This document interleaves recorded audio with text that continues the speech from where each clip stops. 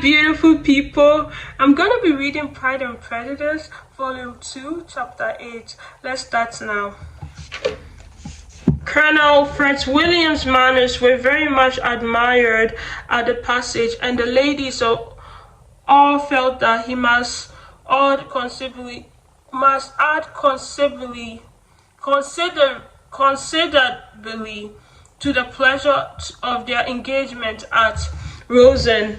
It was some days, however, before they received any invitation of thither, for while there were visitors in the house, they could not be necessary, and it was not till Easter, almost a week after the gentlemen's arrival, that they were honored by such an attention,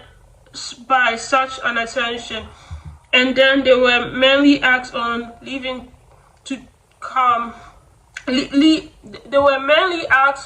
church to come there in the evening.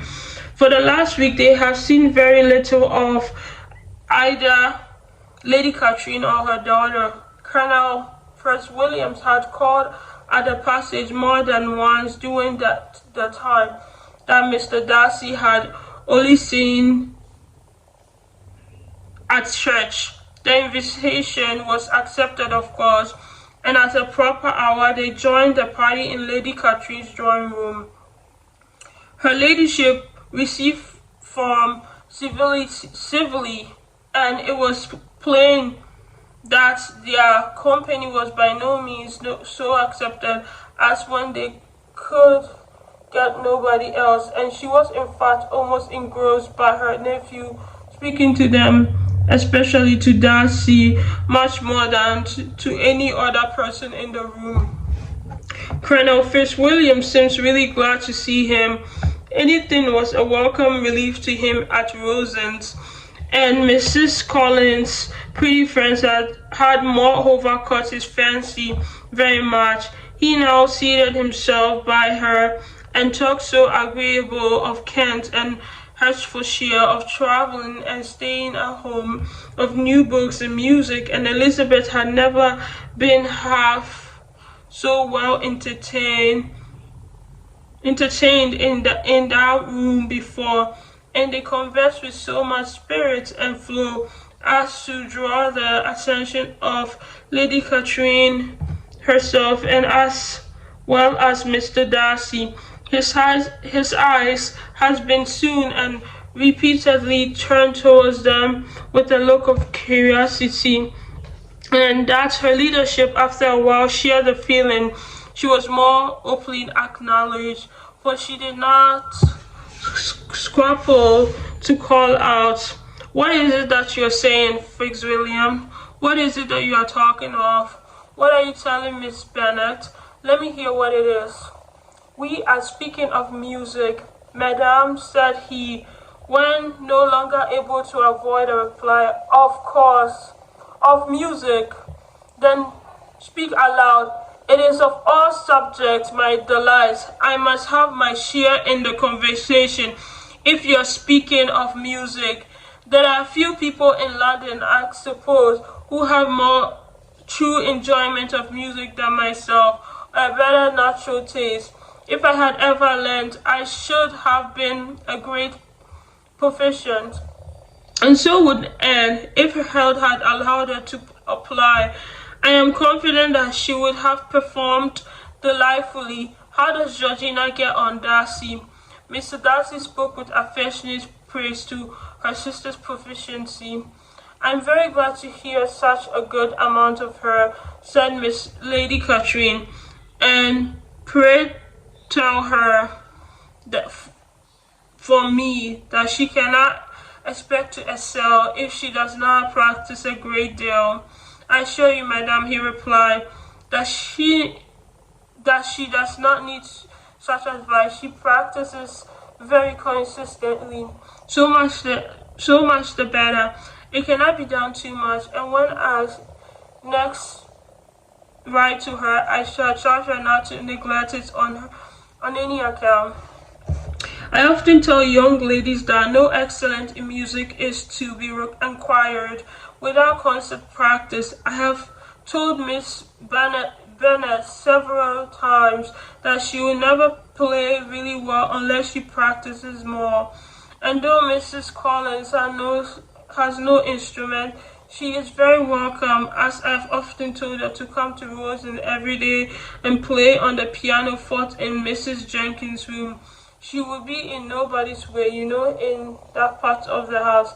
Mr. Darcy looked a little ashamed of his aunt's ill bleeding and made no answer. And when coffee was over, Colonel Fitzwilliam reminded Elizabeth of having promised to play to him, and she sat down directly to the instrument. He drew a chair near her. Lady Catherine listened to half a song and then talked as before to her other nephew till the latter walked away from her and, moving with his usual deliberation towards the pianoforte, stationed himself so as to command a full view of the fair performer's countenance. Elizabeth saw what he was doing, and at first convenient pause turned to him with an arch smile and said, "You mean to frighten me, Mr. Darcy, by coming in all this day to hear me? And I would not be alarmed through your sister does play so well.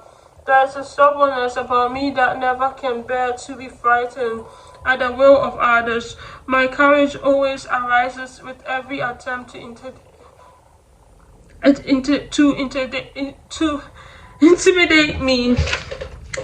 "I shall not say that you are mistaken," he replies, "because you could not really believe me to entertain any design of alarming you, and I have had the pleasure of your coincidence long enough to know that you find great enjoyment in occasionally professing opinions which in fact are not your own."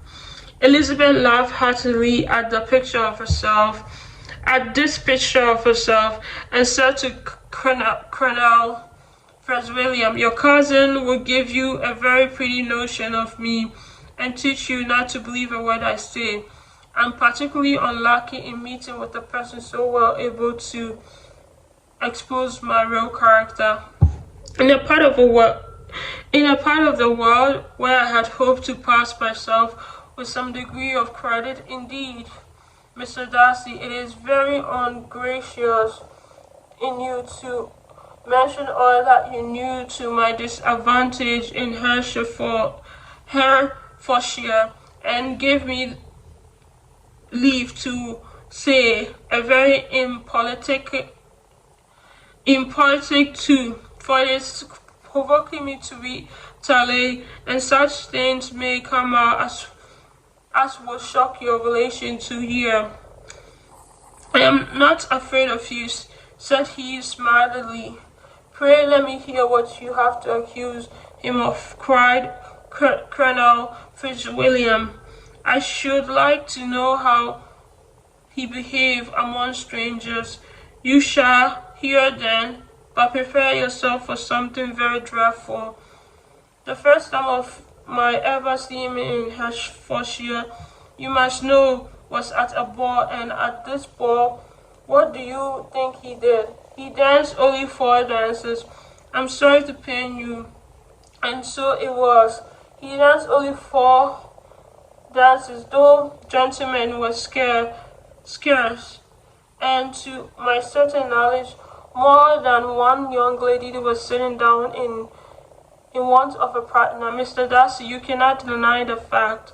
I had not at that time the honor of knowing any ladies in the assembly beyond my own party." "True, and nobody can ever be introduced in a ballroom.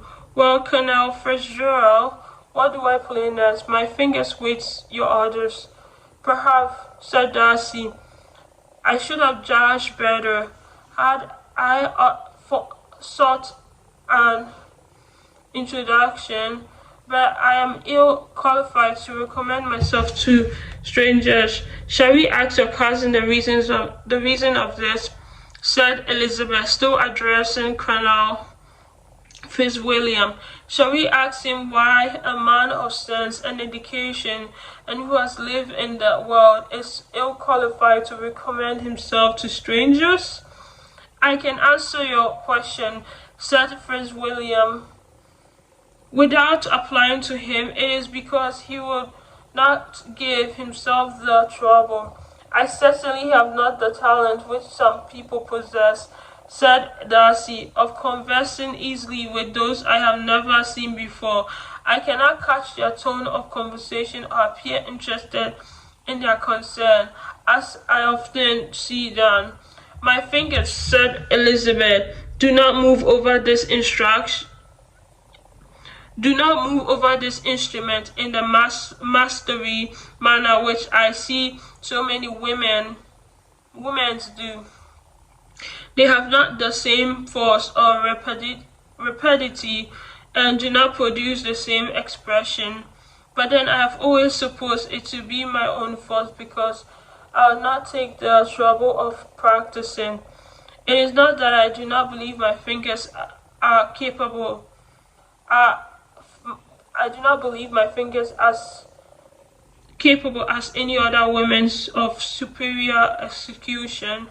Darcy smiled and said, "You are perfectly all right. You have employed your time much better. No one admitted to the privilege of hearing you can think anything wanting.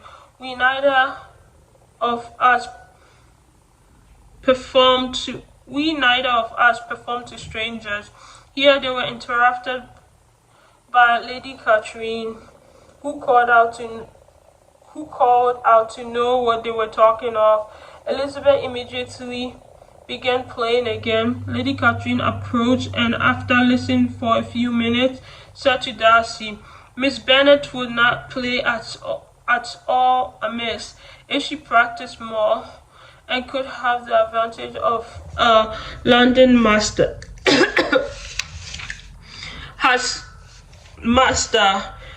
She has a very good notion of fingering, though her taste is not equal to Anne's, and would have been a delightful performance had her health allowed her to learn."